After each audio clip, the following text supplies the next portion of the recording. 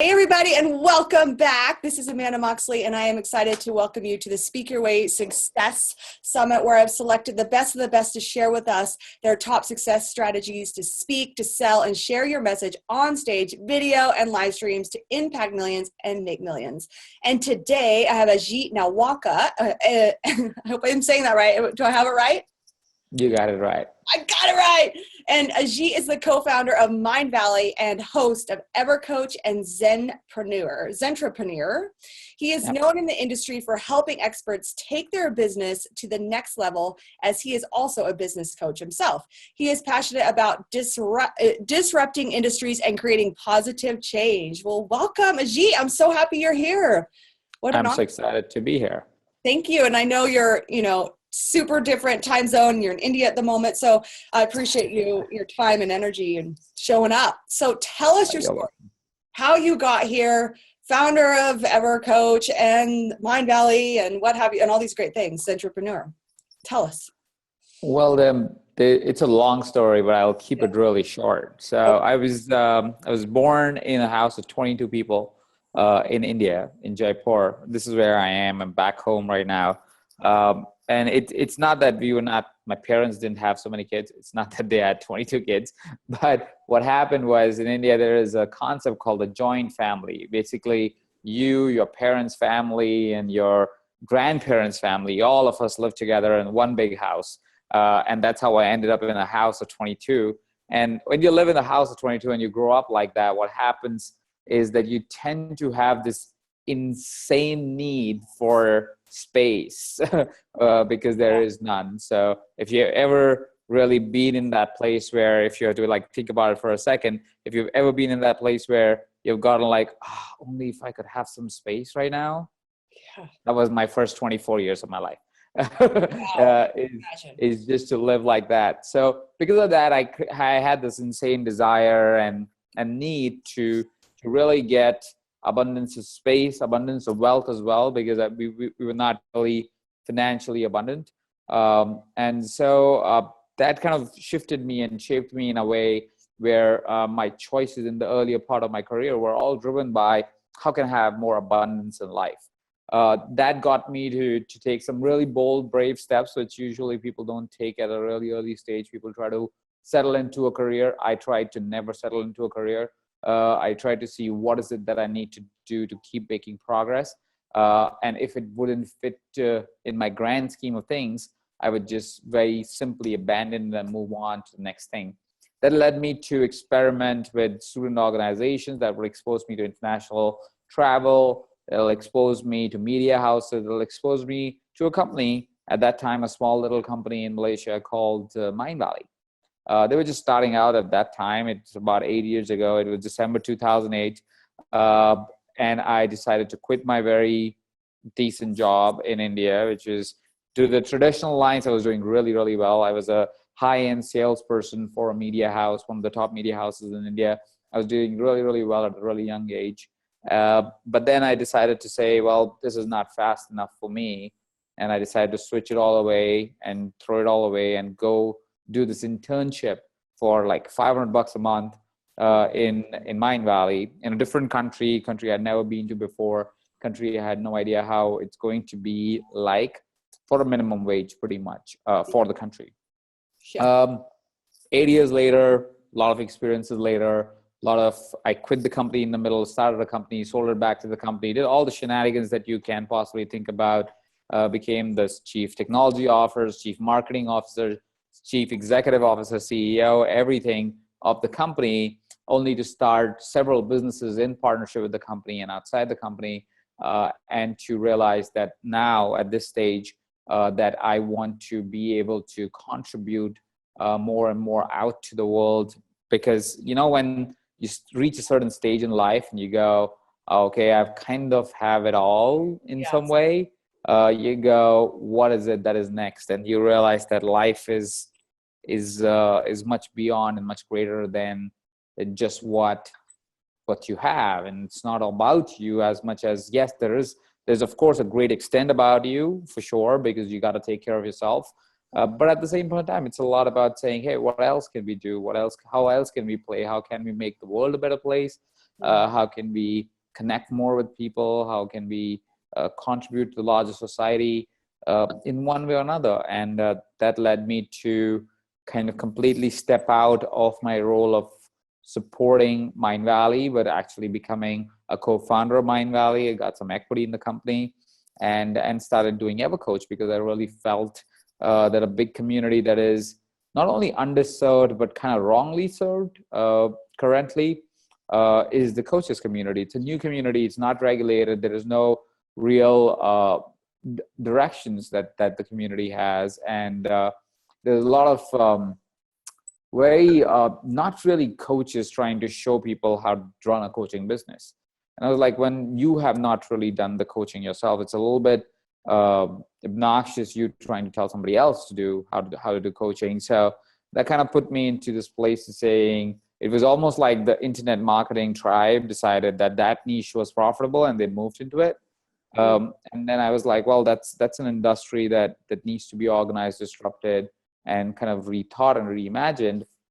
So I partnered up with Vishen, who is my co-founder at Mindvalley, and we said, let's kind of go and serve this community and build something for this community because we feel that that's really, really required. And that is where we built EverCoach. And I became the host of it, where I got in the best of the teachers, people who have actually done the work to come in and actually educate people. These were not teachers before. They didn't really have programs. They didn't really believe or had any of that stuff. And we got them to come on board because of our vision. And we said, listen, we understand that you are also jaded by this community that is out there. But if we don't do something about it, we're going to keep underserving this community, and there will always be in the cycle of not being served, not being taken care of. And that kind of put us into this place of creating EverCoach. It's been over 2 years that we've started to focus and really build the whole business out. And yeah, that's just been the journey. And in the process, because I had done so much work with Mindvalley, out of Mindvalley, because even when I was with Mindvalley, I was coaching other companies, I was working with other companies in many different ways, just helping them out, sometimes for financial gain, sometimes for just because I wanted to, because I believed in what they were doing. So it turned out that what I knew kind of was helpful. We put together certain events during the course of the year, and in 2 years we've been able to, now we could currently communicate with over 100,000 people on a daily basis.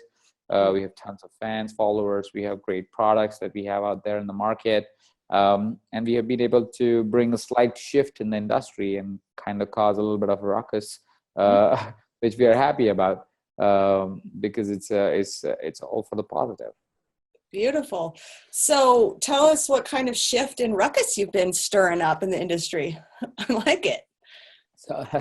So some of our primary dialogues was that what should win is the product, not the marketing, right? Mm-hmm. What should win is what's the best way of educating someone about something. What's the most detailed way of educating someone about something? What's the most effective way that they can actually execute on? So we design products, and that's why we don't go for what's the flashy name, but we go for people who have actually done the work. And yeah. sometimes they are the flashy name, sometimes they're not. Right. Sometimes they're completely unknown, and we find them as gems who have worked with people and got them certain type of results. And we say, hey, listen, you're doing this anyways. Can we work with you? Because these are not teachers, these are coaches, especially in our scenario, because we are educating coaches. So it's best to get coaches who have done the work to come on board and kind of serve the space. So we go in and we say, hey, we know you are not really teachers, but we know how to educate people because of my background as an educator. And I go, all right, so let's work on this together. I'll help you structure the program in a way that can be really valuable for the world out there, and they can actually learn and gain from it. And then we realized that, again, the whole obnoxious, old school way of thinking of saying education should be really, really expensive, kind of, we kind of said, why? It's not about if I can put out a $2,000, $5,000 program, anybody can, but at the same point in time, is that really proportionate to the value that you're bringing out to the world?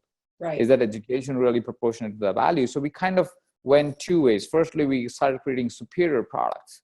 for people which were problem-based, situation-based, where we said, all right, what's the challenge that a coach faces? And we kind of diagnosed and we wrote down, all right, these are different challenges in different areas of their business that they face. And some of those challenges are the most obvious ones, like nobody really educates coaches on how to coach better. And that's ridiculous. It's like, come on, like that's the primary thing. If your product's not strong, you can't build a business around it. If you're not a good coach, there is no way you're building a business around it. That's one of our key products, is showing people how to coach better. Like that's literally our core product. Right. Because a lot of people, they're not even coaches. They're like, they just say, oh, I can be a coach, and they become a coach, but they don't have a training as a coach. Yeah. And I mean, I don't really believe in the certifications and everything, because that's, again, it's the people who regulate that is questionable, who are the people who are regulating that. But at the same point in time, I believe that if you want to be a coach, the first learning of a coach is that the learning never really ends. And you cannot possibly work with a client if you are not growing. If your skill set is same as yesterday, when you interact with your client, you're not going to provide a superior service, right? And because you want to constantly learn, the primary dialogue for you, as much as you should, yes, be learning about your business, you should always be learning about yourself. You should always be learning about how you can coach somebody else through a process. So that was our first and probably the most breakthrough product, is where we introduced products which were saying, hey, listen, become a better coach, right? Go deeper within yourself first. Try to figure out who you are. Try to figure out how to really work with a client. Work on different situations. See examples of different situations, and figure out how you can navigate that with your clients to really find what is stopping them, what is not, or what is challenging them, what's the pain, to be able to identify in all those different situations and keep moving forward. So that was one of our first few products that we put out in the world, and we said, all right, that's one of the big things that nobody serves as a space, but it's one of the most primary things that you can possibly engage with. But that was our first one of the things that kind of was disruptive. Then we brought in products that were more related to business, was related to marketing, related to sales. And we went in one after the other, seeing what's the right kind of way to do it. So there were a lot of times where, yes, there are ways to position something or produce something or to sell something or to structure something, but we were like, hey, listen, there needs to be more research into it. There needs to be more grounding into it. There needs to be more logic into it. And the people who share it must have got certain level of results, so they know enough about it, right? So that's where we kind of brought in those kind of people. We worked with them and designed products around that. So those were some of the things that we did to kind of totally change how we approach things. We also, because we are an education company and not really like it's not that, I mean, coaches want the freedom lifestyle, but at the same point in time, we are not someone who says, hey, let me tell you how to make $1 million overnight. That's not what we do. We are an education company. We show you how to become a better business person, better human being, better coach, better everything. And yes, as a byproduct, you can make millions. Yes, if you choose to. But that's a decision you will make. And if that's what you want, you can do that. Yes, with our products, absolutely.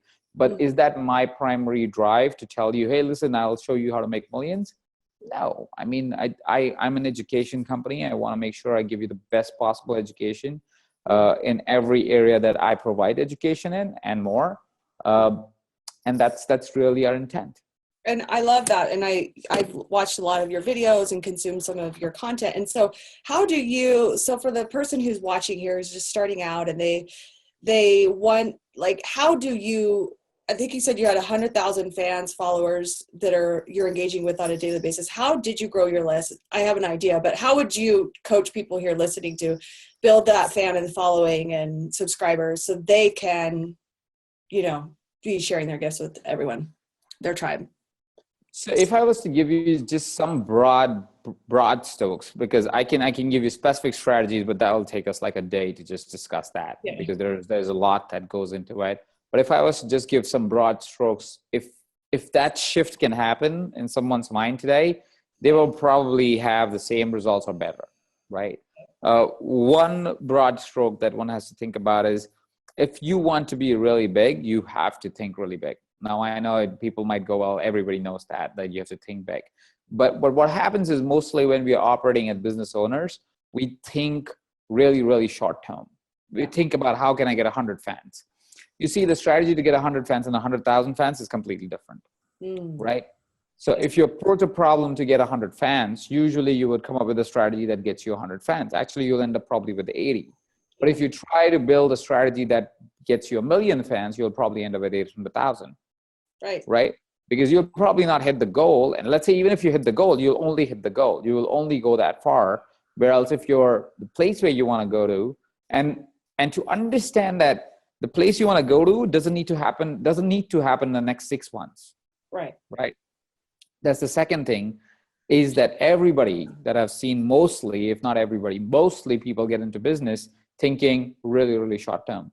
They think for the next year. And that's blame it on our education system, because that's how gradings are done, right? All our schooling was done. You are evaluated every year. So you did try to see if you are good enough or not every year. And because of that, we try to evaluate our goals every year instead of thinking, hey, listen, when you got into business, how long did you get into business for? Yeah. Your lifetime. For a lifetime, yeah. Right. For a lifetime, right? Or at least 5 years. Yep. If you are getting into business, it's not a job where you want to quit after a year if you don't like it. Yep. If you're getting into business, there's a deeper commitment that you have, which means worst case scenario, you're at least trying it for 3, right? Ideally, that's how your worst case scenario should look like, that at least try for 1,000 days, right? Because the 1,000 days, the first 1,000 days are the biggest struggle. You can't quit before the 1,000 days, because if you do, then I'm sorry, you never validated your idea. You never really gave it enough time, right? So and that's like a generalized statement, but you know what I mean. I mean, give it time, right? So most of the businesses don't do that. And so their plans look like, what can I achieve in the next 3 months? And yes, that's a great thing to think about, to kind of bring momentum in your body and your business right now. But if you will react to it and you will try to design your fan page strategy, your growth strategy, your video strategy around that, you will most likely be in a situation where you will quit that in the next 3 months because you won't see enough results. But have you seen that famous graphic where there is a gold digger who's digging and there's one person who has already started to turn around, and there's the other guy who's still digging? Yep. That's the guy who gets the gold. Right. Because he keeps digging and he keeps trying to see what is it that is beyond this, and they don't quit too early. Persistence and consistency are 2 of the most underrated things in business. For sure. Right? You have to be persistent, but you have to be consistently persistent. Right? People go with intensity, they start the business, but then they fizzle out. And that's where they quit. Right? So when we went into the strategy of saying, how do you get 100,000 fans? We didn't go with the strategy of saying how to get 100,000 fans. We went into the strategy of saying, we'll be the biggest fan page in the coaching industry. That means we want 500,000 fans. I love it. I'm at only 100,000. I've only done 20% of where I need to go, right? So there's a lot more to come. And yes, we have never seen a 500,000 people fan page in coaching industry, but I know I will get there because all the coaches would want to be my fans. And it's not me being arrogant. It's me knowing that if I don't come from that place, if my mission's not big enough, if my drive is not big enough, I'm not going to go get that. Now, I'm not saying everybody needs to have that drive, because that would be unfair. Yeah. Right? Everybody has their own drives. Everybody has their own motivations. Everybody has their own situation that they want to deal with. And it's absolutely fine, whatever that looks like. Whatever that is, think a little bit bigger than that. Think about what's going to happen in 3 years. Think about what's going to happen in 5 years, and your dialogue with your current business will change. Your frustration with what's not working will completely change. Because we get frustrated because what's not working right now, we feel like that's the statement on us. You start to think that's why it's not going to work out ever. But that's just the grunt that you have to go through, right? So that's the first thing that if you can shift, and if you can think about it differently, changes the dialogue or changes the outcome that you have. Okay. I love the second thing that people are unconscious about is everybody tries the gimmick. Everybody thinks it's about trying the new gimmick or the new tactic. They play the short term in that sense as well. What's converting right now? Let's do what's converting right now. What's converting right now never really builds a following. What's converting right now only gets the people who want to get an instant hit, right? They are as spontaneous as you are being in your business. They're not the people who are in it for the long game. They're not the people, or even if they are, because you keep changing, because what's working right now, right? Because you change, they go, oh, I was sold to them because, let's say, for example, hypothetically, they like you because you give free trainings to people, right? And that's why they just joined you. They were following you. They loved you because they were like, yeah, great trainings. I want to follow this person. They're so awesome. They're so great. They give so much heart in there. And then you say, you know what? I don't do free trainings anymore. Now I do quizzes. You're right. The person who was so sold on this idea, and they were just on the edge of saying, whenever I will be ready, I want to invest with this person. They just said, not interesting anymore. Yep. Right? People change so quickly because they want to go for the next hack. They don't want to think about, what am I building? What's my client's real desire? What is it that my clients see me as? What's the brand call between me? What's the brand bond between me and my clients? Right? If you would see, there's a tremendous amount of branding that comes with EverCoach. Yes. It's not just another coaching website. It doesn't look like one. It doesn't act like one. It doesn't communicate like one. You cannot compare it to anything else in the business. And the reason why you cannot compare it to anything else in the business is because it's not like anything else in the business. Right. Right. And it communicates that all the time to our clients. Right. And that's the second thing, that you got to understand that you're bigger than the gimmick that you're playing. You are a brand. You are a personality. People associate you because of that, not because of your latest hack that you come up with. How do people, because a lot of coaches, the website, everything is really similar. A lot of the branding, et cetera. What are some ways people can really stand out as a brand and a brand personality? Coaches. It's about, I mean, firstly, all coaches are different in their personalities. It's like, think about, your personality is different than the next coach that you'll meet. Yeah. The reason why they look same is because they're not trying to be their personality. They're not trying to be their personality, right? What they're trying to be is, who can I copy? Right. Right. Yeah. If it's more you will, and think about any of the extraordinary coaches. Pick one, the one that you can remember, the one you remember from because you saw them and you were like, wow. Yeah. They didn't look like everybody else. And even if they looked like everything else, they felt different. Right. And the reason why they felt different is because the website colors could be looking similar because it's a website, still it's a web page, but the way they wrote the copy was different. The way their video was shot was different. The way they communicated was different. The way they told you, if you don't want to listen to me, go away, was different. Right. Because it's not only about selecting and getting everybody to come on board. It's a lot about saying who shouldn't get on board with me. Yeah. It's a lot about rejection, saying who I don't want as a client. Right. That's so good. Right. And people are so scared of that rejection, is they want to include everyone. And so they become numb. They become the white noise because they're like everybody else. Right. So what should a coach do? Just be themselves a little bit more. I know it's a very simplistic answer. And yes, there's a deeper psychology in there. And we can go really, really deep into how to really be yourself. Yeah. And what does that really mean? Because that's a 5-hour conversation. We are talking about being yourself. On the surface, yes, I'm using a word that may feel like be yourself. Now what? Right. Right. But that's the work that I was talking about that the coaches need to do.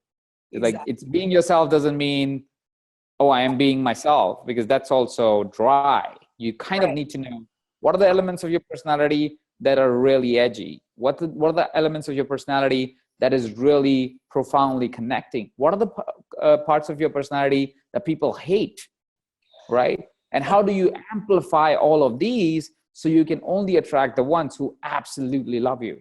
I love it. It's so true. That whole idea of like not wanting to be rejected, wanting to be the peacemaker, I love it. So we want to get people to not like us and to reject us. And you want to be clear on who you are for and what you're against, or what you're for and what you're against. So juicy. Think big. Don't just do the next hack or gimmick. Like, literally think big term. Tell me more, because you are a content machine and you've got videos and you're doing books all the time. What are some of and I know we're not talking about hacks here, but I want to know, how do you generate, well, I have an idea how you generate content. Probably you have a big team, but what is your strategy for engagement with your leads and really showing up and being of service with your clients and with your group, your fans? So firstly, I don't have a big team. I have a 4-person team. That's all my team size is. And Pardon? there's just one person. Really? There's only one person who does content. Yes. So anyways, it's firstly, people make it more complicated than content needs to be. Like I said, if you really do the work and really understand who you are more tight, and by who you are doesn't mean just who you are, actually write down what's your good elements, what's your bad elements, what repels people, what attracts people, what do you stand for, and what do you stand against, because that is very, very important in your dialogue, right? Because that's the dialogue you communicate with the world. That's what people remember you for, right? So you got to know all of that. And then coming up with content is as easy as this. What are your values around, say, love? If you're a love coach, even if you're not a love coach, what are your values around love? What do you believe in, right? What do you believe in around business? What do you believe in around presidency, if you want to? I mean, that's if you have a political bent of mind and you want to actually talk about politics. Or religion, if you have religious bent of mind and you want to talk about religion. Anything that you actually believe in is a piece of content.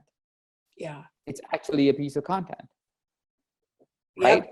About it like this. If you want to talk about, like, for example, this training that we are doing, this interview that we are doing, just each of the topics that I said, those were 4 or 5 pieces of content I can individually record 10-minute videos on. Right. Right? Because those are concepts I believe in. Now, does anybody else believe in the same concept? Heck yeah. Yeah. Right? But it's my content too. It can be somebody else's content, yes, but it's my content too, right? My audience will listen to it differently than they will hear it from somebody else. Yes. You could stick with 20 or 30 great ideas or 20 or 30 things that you believe in. If your audience right now writes down the 30 things that they believe in, and under, let's say, 5 categories, 6 things that you believe about, let's pick, I'm just going to go random on this, so let's hope it works out, right? So let's pick 5 categories, 6 beliefs under each category, right? 1 business, 1 love, 1 relationships, 1 about, let's say, the world, how the world operates, and 1 about spirituality. 5 topics. If you're a life coach, all 5 of them work for you. If you're a life coach, right? It might not work if you're a business coach, but then you can go productivity, performance, if you're a business coach, whatever, right? So 5 items, put 6 beliefs that you have under each of these 5 items. Here you have 30 videos. If you release a video a week and you create 30 videos like this, then video will repeat itself only in 30 weeks from now. Right. 30 weeks from now, people don't remember what you released. Yep. Right? 30 weeks from now is as much as, I think, 7 or 8 months. Right. Right? You got 8 months of content and 2 minutes of our conversation right now, if somebody has to really execute on it. I love this. Right? It's that easy. And so because I know you're a video machine and I love them, the way you position them, and it's like real life, and the music, and it's just cool and hip in your life. I love those. You guys need to check out his videos. Do you have a big team helping you, or is that just an iPhone, or what is your strategy with that? So I've tried many experiments, to be very honest, on that front. So I have invested a little bit in a video team for sure, but I've invested in many different ways. So there are hacks that I know that you can do for if you want to do it quickly. So for example, when I initially started, we didn't have a big budget to do it. So what I would do is I would get one team to come in with something that is called a monopod. Okay, a monopod is basically a camera sitting on a pod, not a tripod, which is stable, but monopod is something that moves like this. You can move it along, you can go up, down, you can do whatever, right? It's a monopod. So you get one camera guy with one audio device, and you get a monopod, right? And you just go to that, write down your 30 topics like we discussed, and just go 100% like from the heart. Tune in and go, this is what I think about consistency. This is what I think about creativity. This is what I think about whatever block, right? Yeah. And that's one way of doing content. It takes 1 day. You can produce 30 videos super easy like that because you're not even trying to script it. If you have the confidence to say, go, right? And you're just being yourself. It's easy. It's fast, right? This won't cost you much. Usually, if you're in LA, a person with a monopod would probably cost you $500 to shoot it. You can try to learn anything yourself. If not, then you can edit it for another maybe $2,000 or whatever. Yeah. It shouldn't be that expensive. Each of these videos can be about a minute or so. right? Minute, 2 minutes, 3 minutes tops, right? Short videos that go and get traction as well, right? That's stage one, easy, cost effective for anyone, very possible to do because it's an investment of $3,000, let's say. Yeah. Cool. If you want to go a little bit crazy on this, which is the other experiment that I did, was I got one person to just follow me for 2 months. With their camera, they would just always be there. So that's where I was trying to learn, is content better produced when I'm answering questions? Which is true, happens to be true that I'm better when somebody's asking a question, because there's so much unconscious knowledge that we have as coaches that we tend to tune into something that otherwise we won't be able to come up with as a belief. That happens only when somebody asks a question. We can tune into it and answer that, right? Coaches, teachers, experts, right? So that definitely works better for me, but then it was too intrusive for my personal life.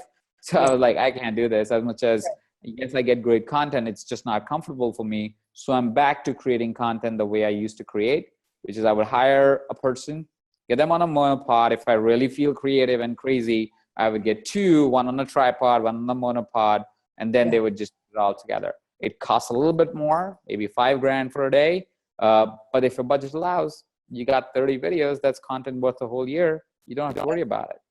I absolutely love this. So when that person followed you around, were they the ones asking you the questions, or did no? Because I have speaking gigs all the time, or I'm going to events all the time. So there's always people asking me questions, and they're just rolling all the time. So they're just capturing everything that's happening around me. So it's like reality entrepreneurial TV or something. Yeah, kind of. Cool. It's just too intrusive. So I like the output of it. I don't like the process of it. So I don't want my life to be so intrusive. So I kind of said, yeah, that's not what I want. So it's a personal choice. Yeah. Yeah, I understand. I would be the same way. Okay. And I love these. And then how do you repurpose and how do you generate? So now we have the content ideas, but how do you get it out there? Because as in the industry, email open rates have gone down over the last couple years or so. And then, with Facebook, it's almost like with the Facebook business page, it doesn't get shown that much. So how do you just go viral, and how do you get it out there to the masses? And second question, how do you get people to actually opt in to continue to hear more from you? Like, do you do a CTA or what have you? 2 questions. Our interview is going a little longer. Are you all right with that? Yeah, I'm fine with that. It's still the time the audience is served that's more important to me. Yeah. Okay. That what they need, they get. So firstly, how, let's go one question at a time. So the first question was, how do I promote my videos? Was that the? Yeah. How do you get it out there so that so it gets seen? Because sometimes I'll do a video and then my Facebook business page, it'll show that it was only shown to so many people, or my opt-in rate to my video. It will always be like that. It'll always be like that. So what Facebook by design, so you have to understand the platform that you're working with. Yeah. Facebook is a business. They need to make money. So they will always, the reason why it was shown before to more people was simply because, well, at that time, they wanted to make sure they get the traction. Now they have traction. They know you can make money out of them. So they want to make money out of you. It's only fair. It's fair play. That's how business is done.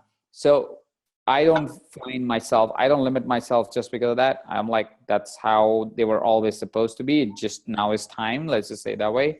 So I invest in my videos. But I don't invest blindly. It's not that I go, all right, let me just throw a couple of $100 each of the videos. It's all by design. And it's all by design of creating, like I said, a grander long-term scheme of things, right? So what I go for is there's select pieces of content that I feel is important to the community and will create resonance between me and my tribe even more. Those pieces of content would be promoted, and they will be promoted heavily sometimes, right? And what I'm doing by promoting them heavily is I am creating greater amount of trust between me and my tribe, right? If I share an idea today that resonated with anybody on this call, on this information, guess what is going to happen? They're going to remember me, and they're going to follow up on trying to find out, even with my complicated name, they will try to find who the hell is this guy. Yep. Right? And that's what I'm really trying to do. I don't care about 100,000 fans. I care about one fan when I'm communicating, right? Will I have one raving fan every single conversation I have? And if the answer is yes, I want to have that conversation, right? So that's how my videos are are designed to go up. Now, some of these videos are so resonant to the tribe that they go share it like crazy.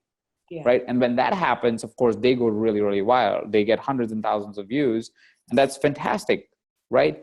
But they're only promoted for a certain period of time, because once they're promoted, now I know who's watching them and who's watching how much of them, because Facebook gives you all that insight about each of the video that you put out, especially if you use the business page to do it. Right. And because I know who's watching it, because I know how much they're watching it, now I can actually figure out what kind of advertising I want to show them and how I want to show them, right?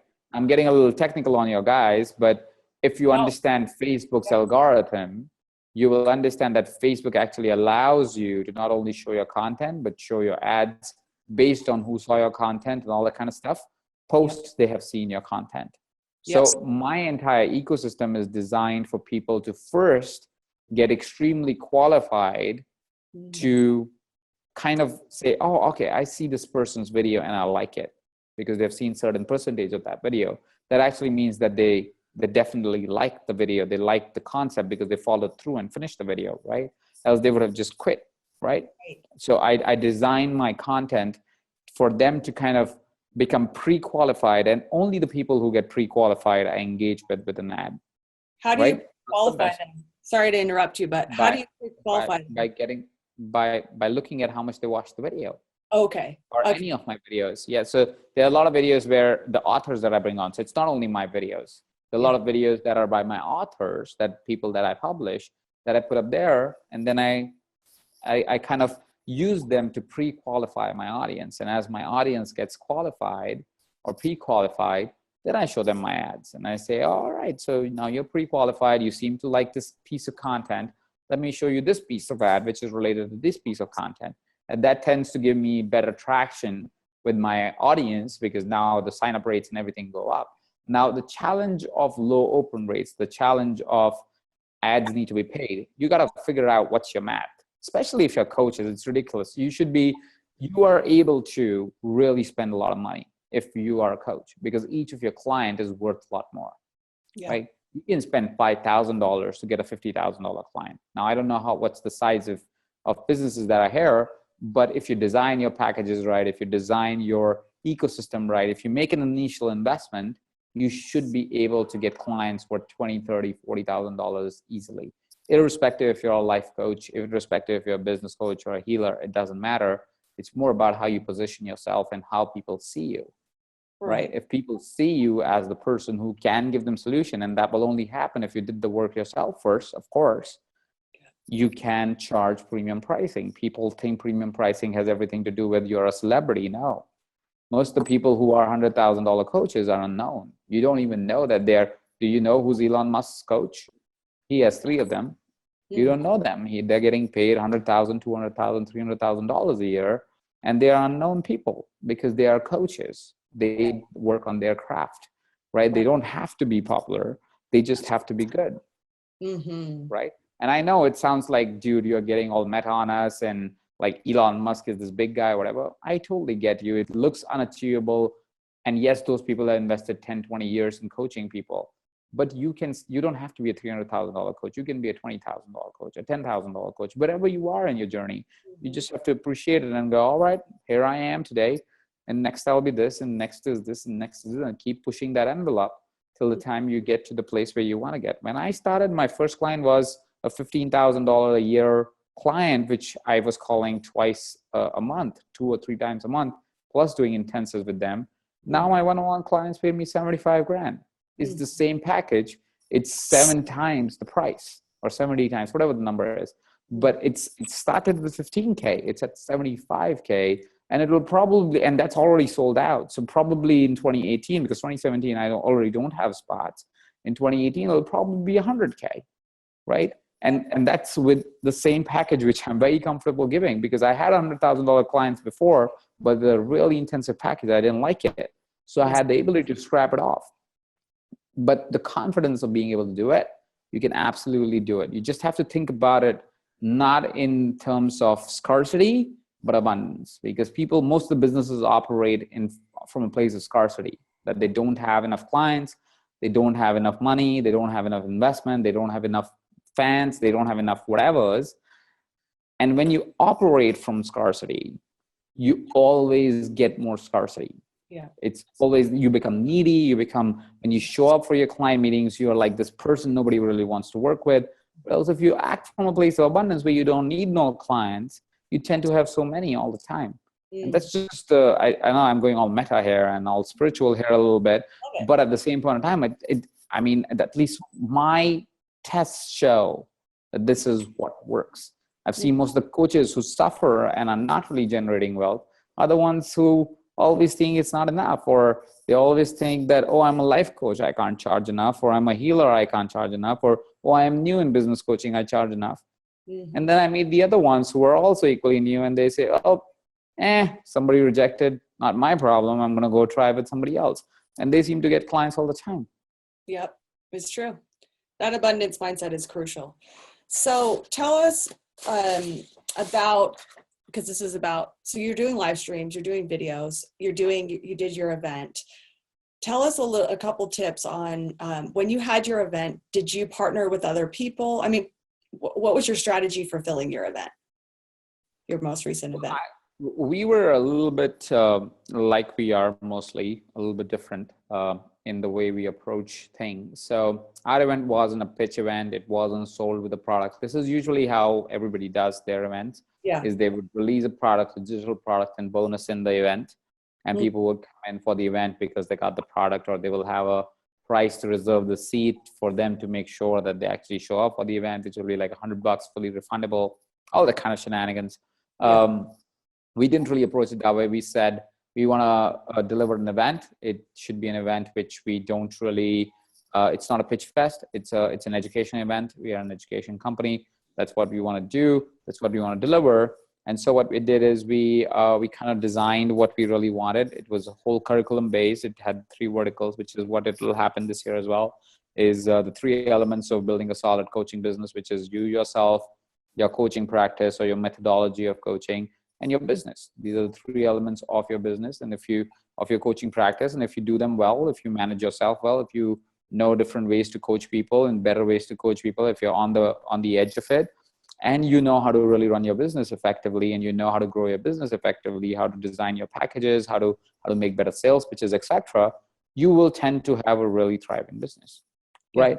So we designed the curriculum, and then we presented the curriculum to our audience. At that time, we had a small audience of only maybe 20 or 30,000 people when we presented that offer to them. I know it's bigger than most of the people have as their audiences, but like I said, we play for the long term, which is why we tend to have bigger goals being fulfilled faster, because we are going for even bigger goals, and we are going for from a perspective of a long term instead of short term.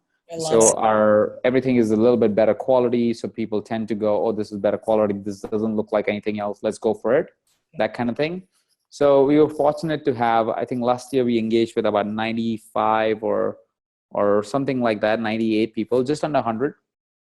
We promoted it through waves, which anybody can use as strategy, which is basically you always launch the event as a pre-launch, like a really early bird, where you may not have an agenda, you may not know who are the speakers, but you know you're doing an event. This is what we just did for EVERCOACH Summit 2017, where you would have a heavily discounted price, maybe something like 60, 70, even 80% discount. So usually EVERCOACH Summit would cost about $1,000 a ticket. And we had people at $1,000 a ticket as well. But early on, when we just launched it, we said, listen, it's $1,000 a ticket, but we'll give you for $300, $400, because it's like, I don't know the agenda. You don't know who the speakers are. This is basically you trusting that I will do a good job with whatever I'm doing.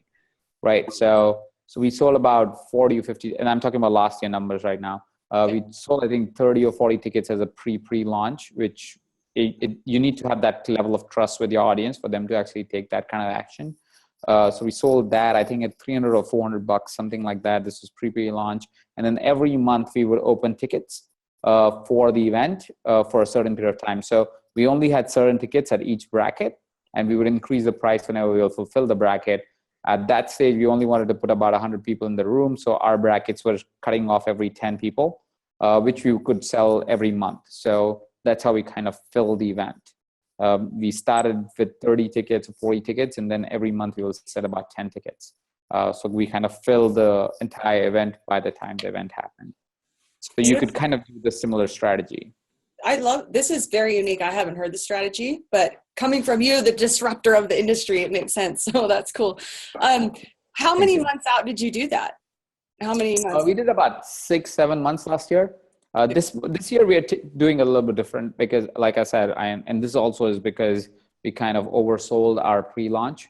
It just happened because we didn't think that we will actually sell as much as we did. So we just opened the tickets for EVERCOACH Summit, and we sold I think it's 90 something tickets already, or 87, 88 tickets, something like that. And again, remember, these are just tickets. These are not bonus or anything like that. They're actually buying a ticket to the event. And we don't know who the speakers are, to be very honest. We haven't released anything on the agenda. It's just people just saying, we trust you, based on what we created a video from the last year's event saying, we want to get a similar outcome like last year. Right. This is a shorter event. So last year it was 4 days. This year it's only 3 days, but still we got great response from the audience. We have almost 90 tickets out. We were hoping to sell only 50. So we oversold by almost 100%, which is why now we have to figure out how to really do the event, because we wanted to cap it out at 100. But we'll probably cap it out at 150 or 140, something like that. But we'll probably not open tickets for another 3 months or 4 months. So we'll only open the tickets close to the event now, just because we don't have spots. So, and we don't want to get like 300 people in the room because the experience gets like really diluted. We feel we can hold the audience at 150 while keeping the engagement really high. Because like we said, the intent is a great outcome for the audience, not really to sell. If they buy something, it's great. So it's not that there's nothing to buy. So I don't want to promote people saying, oh, don't sell anything at your event. Sell if you have a good product that is related to what you're doing at the event. Hell yeah, do it all day long. But don't do it in the way how traditionally it's done, which is like for 3 hours you're just pitching, which is what usually happens at events, that they go 2-3 hours just pitch. If you do a good job, people usually go, well, I've got a result with you, I'd like to get more. Usually that's how I've seen, and that's how I work with my clients is if you sit down with me for 30 minutes, you know that you will have at least 2 or 3 breakthroughs.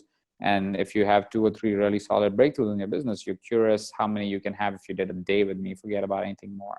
Right? So totally. Intensive sold in 30 minutes flat. Usually that's how it works. So that's a good approach to use at your events too. I mean, I'm not giving a whole structure right now, but you could go value, results, not really content. People think it's content that sells. It's results that sells. You need to get a result for your client. It can't just be you giving them some mumbo jumbo. That doesn't work. They need to get a result with you, is when they'll be like, I want to know more about what's happening. So you get the results for them in the event. Yep. While they're at the event, they could see breakthrough after breakthrough after breakthrough. Like some results were astonishing last year. Like there was a person who right after the event got $100,000 deal as a coach because they could finally get through that mindset. There were certain people who doubled their businesses in the coming months, people who moved away, people who were not finding passion into coaching anymore, or were confused if their coaches or consultant. They found clarity. There were people who were really seasoned coaches, because we tend to attract that tribe too, who were like, I've done this so much, I'm kind of done with it. And they just wanted that fire back, found their fire back. So there were tons of results, not only financially, but personally, professionally, coaching wise. And that's why probably we kind of got sold so fast. I mean, we have a private tribe that we have for people who come to the summit. There's like a Facebook group for them. And when we just posted there, because we posted there like 2 days before we posted to everybody else, we sold like 35 tickets out of that. So out of the 90 people that had come last year, 95 people that had come last year, 30% of them we already know, but the first time we posted about it. So not even everybody remembers probably that this has been posted. They're already coming back. But that's a good quality event. So you see first year, 100 people, second year, maybe 150, just because we did a good job on the first one. So people want to go, oh, I want to go back. For sure. That's a great product being delivered. Did you do an application? I know with Mindvalley, you do that application process to fill your... Depends on the event that we are putting together. So it also depends on what event it is. So We do many events. One of them, let's say EverCoach Summit or Extraordinary Summit, we don't do application process. It's a ticket purchase. You buy a ticket and you can show up for the event. But for an event like A-Fest, where we are a little bit more curated as a community, we're flying them to a different location, and it's not so much about speakers, it's more about the community. We want to curate every single person that shows up. In that we kind of have application process, and that event also, when it started, wasn't an application process. It was like, come whoever wants to come. The first or second event was like that, but then we realized that how strong the community has begun, so we had to do application processes. And now I think we get 3,000 applications for 300 seats. Wow. For each of our event. So it's 2,700 people that we reject, and it's not a cheap event. It's like $3,500 or something for a ticket, for just the ticket. And then you fly there, and it's always a 5-star, and all the ancillary activities. Yes. It ends up being $7-8 grand for a person who comes there or more. Mm-hmm. And people come with families. Like, this is their thing. They come for both the events. So now that we have a situation where we have to cap how many repeats we can have. Because sometimes we look at our events, it's like 60-70% people are just repeats, people who have been to an AFS before. But that becomes really, like for new people, it becomes like everybody knows everybody, they can't find friends. So we have to kind of cap that out. We have to be like, we can't be more than 40-50% repeats. Right. So sometimes that repeats don't get tickets. Yeah. Yeah, that happens. I love it. That's cool. This has been just amazing, and I could talk to you for I want to go to your event, and when those tickets come out, let me know, because I could just absorb all your information. And I'm so grateful for your generosity, and I know you have a great gift, and I want everyone to connect with you. So do you remember what your gift is, or I could tell them?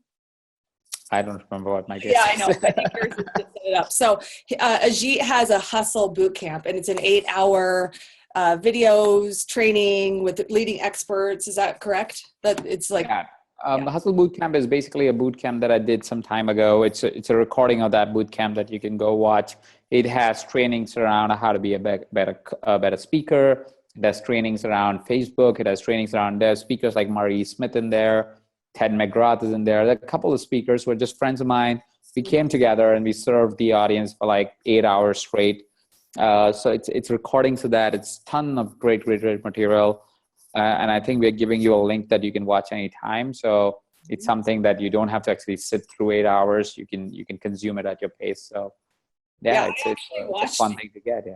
I vouch for that, because I watched it while it was live, because I met you in person right before you did that. I think the day before, and I loved it. There was a lot of valuable gems in there, and I think you guys could just spend a weekend and absorb yourself in this #Hustle Bootcamp. So Ajit, thank you so much. I'm so grateful for this. I got so many juicy gems, and I want to invite everyone here who is also with us to share what were your biggest ahas and breakthroughs. It's not every day you get to sit with a person like this and sit there and learn and listen. So I want to hear what your breakthroughs are and share them in our Facebook group. And you're welcome to join us if you hang out in Facebook groups. You're welcome to join us in there as well. And thank you so much. Any last words you want to share? Just think about your business like a business. Don't think about it like impromptu thing. It's the biggest epidemic that I see people going through, and it really doesn't help. Everybody gets, business people get really frustrated with their businesses because they think about it for next 3 days and not really for the next 3 years. So if you could take one thing out of this whole conversation, is remember why you started the business. It wasn't about the quick buck. It wasn't about the next 3 days. It was about something that you loved and something that you cared about. So go do that and you'll be fine. Beautiful. All right. Thank you, everybody, for watching. I'll see you next time. Peace, love, and blessings. Namaste. Namaste.